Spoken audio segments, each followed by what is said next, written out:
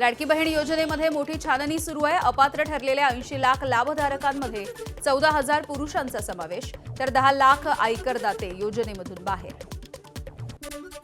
लाडक्या बहिणींचा लाभ घेतलेल्या 14,000 पुरुषांकडून आम्ही पैसे वसूल करू, मुख्यमंत्री फडणवीसांची माहिती।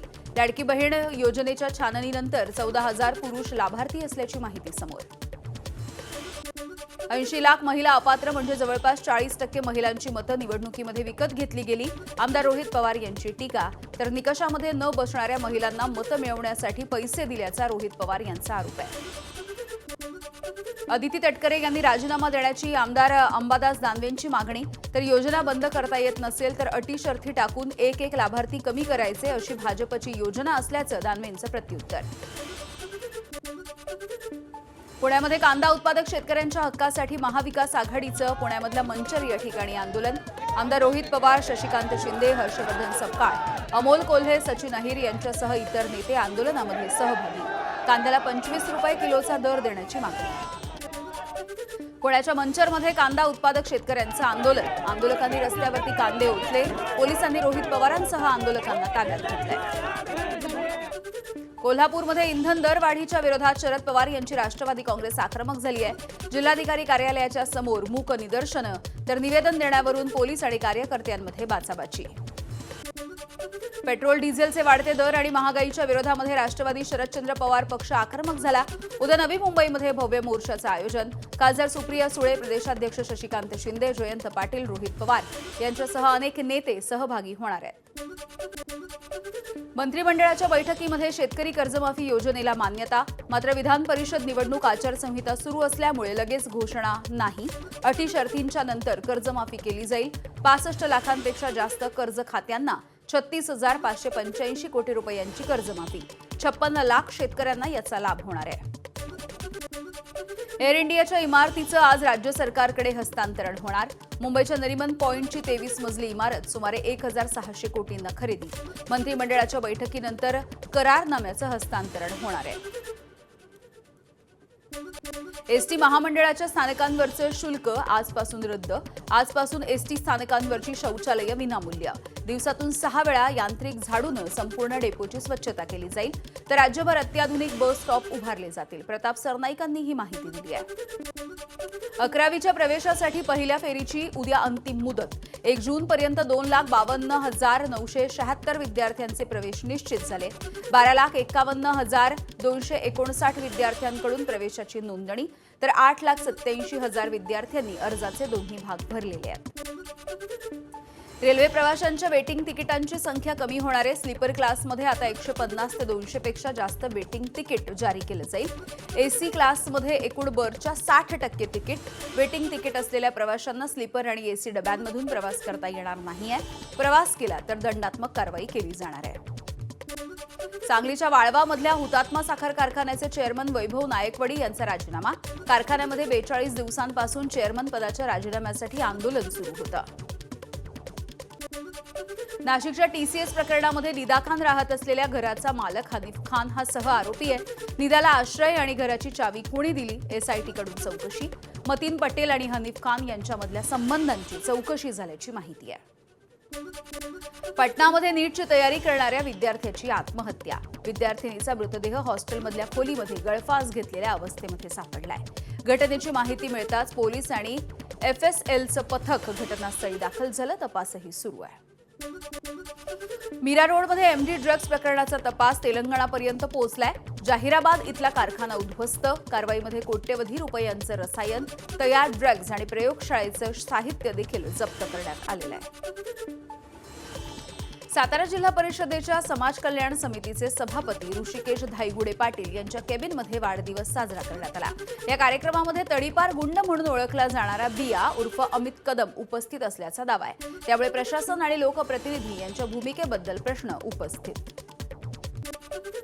कर्तव्यदक्ष पोलिसांमुळे मुंबईच्या नरिमन पॉइंट या ठिकाणी महिलेचा जीव वाचलाय। नैराश्यामधून महिलेची समुद्रामध्ये उडी। पोलीस कर्मचारी जयेश माळींनी जीवाची पर्वा न करता हा जीव वाचवलाय। पुण्यातल्या विषारी दारू प्रकरणाच्या नंतर कोल्हापूर जिल्ह्यामध्ये 100 पेक्षा अधिक ठिकाणी राज्य उत्पादन शुल्क विभागाची छापेमारी। या कारवाईमध्ये 78 हातभट्टीच्या दारू अड्डे उद्ध्वस्त करण्यात आले. 62 आरोपींच्या विरोधात गुन्हे दाखल, तर 14,68,000 रुपयांचा मुद्देमाल नष्ट. सोलापूरच्या कुर्डुवाडी बार्शी रस्त्यावरती भीषण अपघात झालाय. एसटी बस आणि दुचाकीच्या धडकेमध्ये पती पत्नीचा जागीच मृत्यू झाला. सुदैवाने त्यांची 7 वर्षांची मुलगी दूर फेकली गेली, त्यामुळे ती थोडक्यात बचावली आहे. एसटी चालकाच्या विरोधात गुन्हा दाखल. बुलडाण्यामध्ये वादळ आणि मान्सूनपूर्व पावसाचा तडाखा.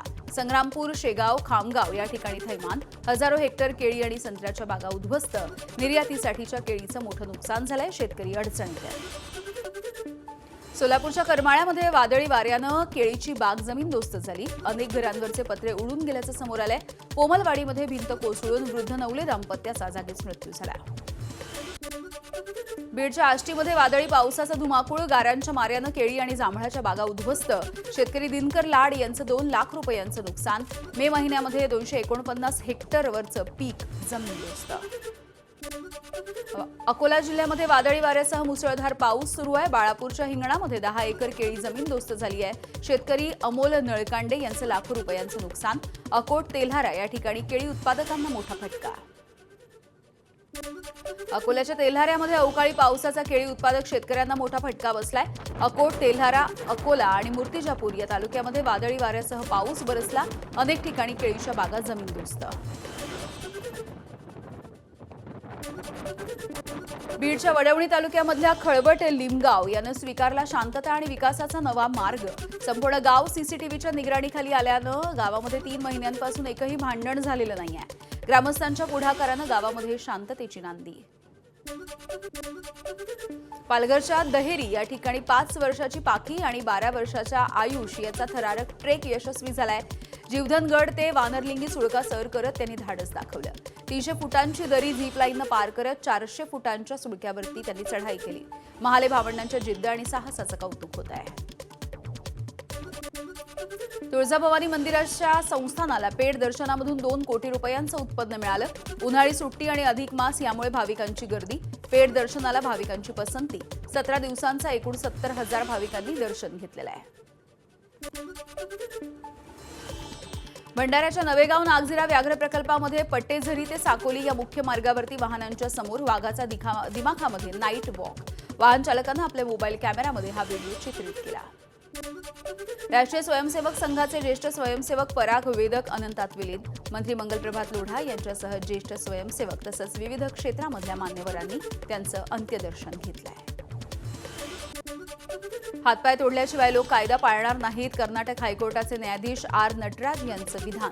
23 वर्षाच्या बलात्काराला जामीन नाकारत असताना न्यायाधीशांनी ही टिप्पणी केली आहे. गुन्हा केला की तुरुंगात जावंच लागेल, कोर्टानं सुनावलं.